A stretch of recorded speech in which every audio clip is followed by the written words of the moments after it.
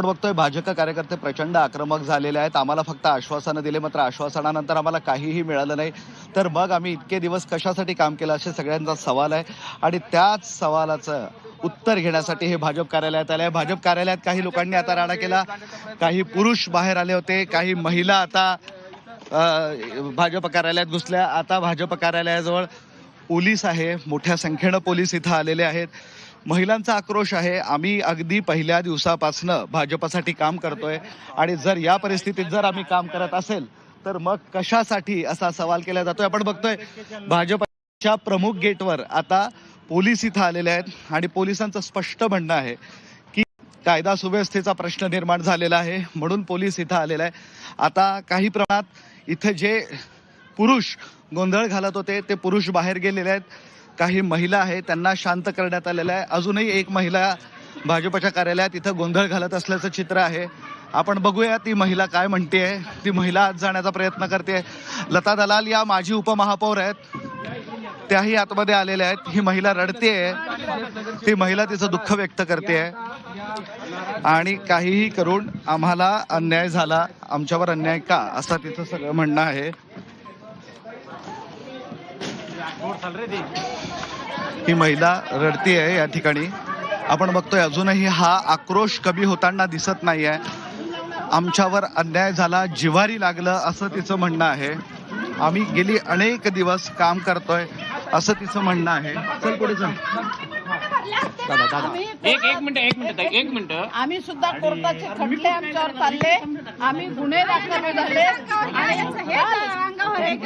आणि काल आलेल्यांना काही लोकांनी पैसे घेऊन तिकिटासाठी हट्ट धरून तिकीट दिलं, त्याचा मी निषेध करते आणि मी अपक्ष फॉर्म भरलेला आहे आणि तो ठेवणार. तर अतिशय महत्वाची अशी भूमिका त्यांनी व्यक्त केलेली आहे. आपण अपक्ष या निवडणुकीमध्ये फॉर्म भरलेला आहे, त्यामुळे बंडखोरांचा आता इथे आपल्याला ऊत येताना दिसतोय. महिलेचा वॉर्ड असताना ओबीसीला इथे नवीन प्रवेश देऊन तिला तिकीट दिलं, याचं कारण काय? याचं कारण पक्षाने द्यावं आम्हाला. त्यांना तुम्ही देता तिकीट? आम्ही कामं केलेली आहेत, वॉर्डाचा काय विकास केला सगळ्या शहराला माहिती आहे, सगळ्या भागाला माहिती. यांनी पण भरलेला आहे फॉर्म, त्यांनाही नाकारला, अखेरपर्यंत ठेवलं की तुम्हाला देऊ. मग हा अन्याय का केला जातो असं तुम्हाला वाटतं? हा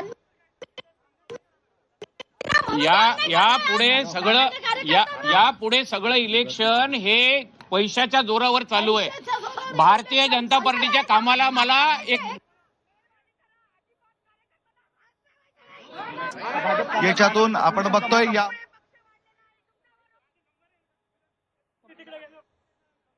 तर उमेदवारी न मिळाल्यामुळे त्यांनी नाराजी व्यक्त केलेली आहे. आणि इतकंच नाही तर आम्ही अपक्ष निवडणुकीसाठी फॉर्म भरलेला आहे आणि पैशाच्या जोरावर तिकीट वाटली गेली असा आरोप सुद्धा त्यांनी केलेला आहे. त्यामुळे ही खरं तर खूप मोठी बाब आहे.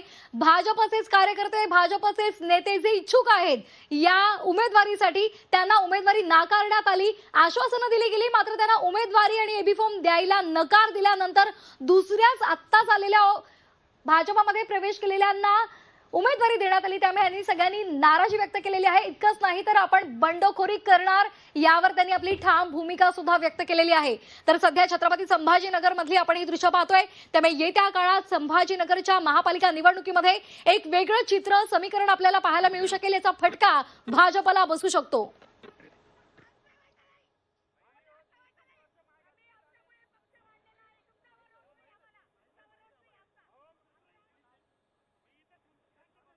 तर हा मोठा असा आक्रोश, संताप आणि त्याचबरोबर आरोप सुद्धा भाजप नेत्यांवर केले जात आहेत. अतुल सावे यांच्यासाठी आपण जीवतोड मेहनत घेतली, काम केलं, मात्र आश्वासनं दिली, पण जेव्हा उमेदवारी देण्याची वेळ आली, एबी फॉर्म देण्याची वेळ आली, तेव्हा मात्र आम्हाला डावललं गेलं. आणि यासाठी या महिलांनी आणि त्याच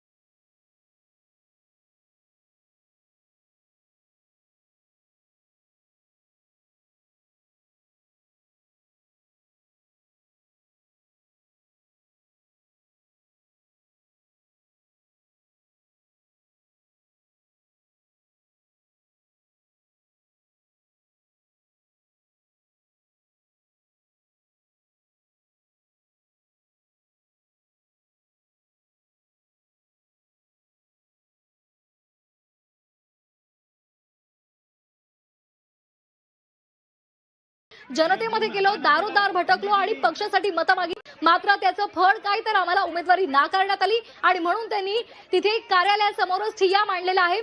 पोलीस या सगळ्या आंदोलनकर्त्यांना थांबवण्याचा प्रयत्न करतायत, त्यांची समजूत काढण्याचा प्रयत्न करतायत. मात्र तरी सुद्धा हे आक्रमक झालेले आंदोलनकर्ते काही ऐकायला तयार नाहीयेत. त्यांनी पक्षावर सुद्धा आरोप केलेले आहेत. त्यामुळे हे आरोप खूप महत्त्वाचे ठरणार आहेत. विरोधकांकडून याचं भांडवल सुद्धा केलं जाऊ शकतं.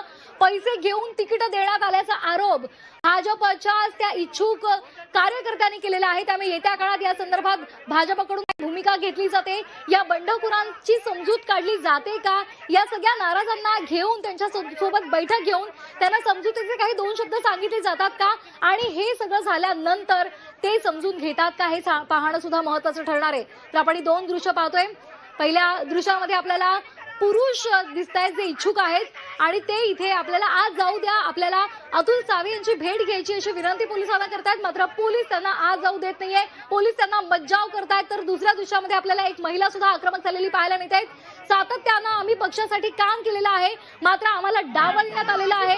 आयारामांना संधी दिली गेलेली आहे. आम्ही रक्ताचं पाणी केलं पक्षासाठी, पक्षाचं काम जनतेपर्यंत पोहोचवलं, कानाकोपऱ्यात पोहोचवलं. मात्र तरी सुद्धा आम्हाला आश्वासनं दिली, संधी काही मिळाली नाही, नाराजी असा आक्रोश त्यांनी व्यक्त केलाय. हे सगळे नाराज या ठिकाणी आलेले आहेत आणि यांची प्रचंड आरडाओरड सुरू आहे. आपल्या गेलाय म्हणून हे सगळे नाराज आहे आणि मंत्री अतुल सावे यांना भेटण्याची परवानगी हे सगळे मागताय. आतमध्ये घुसण्याचा त्यांनी प्रयत्न केला. अतुल सावे ज्या कॅबिनमध्ये आहे त्या आतमध्ये घुसण्याचा प्रयत्न केला आहे. मात्र पोलीस या सगळ्या आंदोलकांना थांबवत आहे. आम्ही भाजपचे कार्यकर्ते आहोत, आम्हावर असा अन्याय काय, असं या सगळ्या महिलांचं म्हणणं आहे आणि त्यामुळे या महिला अतुल सावेला भेटू द्या असं म्हणतात. पोलीस या सगळ्या आंदोलकांना थांबवण्याचा प्रयत्न करत आहेत आणि शांत व्हा, समजून घ्या.